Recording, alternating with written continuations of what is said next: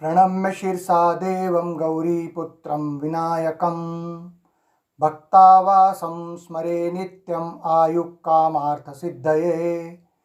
प्रथमं वक्रतुण्डं च एकदन्तं द्वितीयकं तृतीयं कृष्णपिङ्गाक्षं गजवक्त्रं चतुर्थकं लम्बोदरं पंचमं च षष्ठं विकटमेव च सप्तमं विघ्नराजेन्द्रं धूम्रवर्णं तथाष्टकं नवमं भालचन्द्रं च दशमं तु विनायकम् एकादशं गणपतिं द्वादशं तु गजानन द्वादशैतानि नामानि त्रिसन्धन् पठेन्नरः न च विघ्नभयं तस्य सर्वसिद्धिकरप्रभो।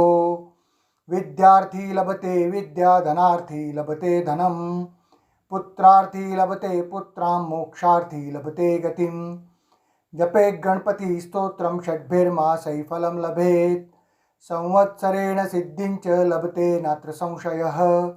अष्टभ्यो ब्राह्मणेभ्यश्च लिखित्वाय समर्पये यस्य विद्या भवेत् सर्वा गणेशस्य प्रसादतः।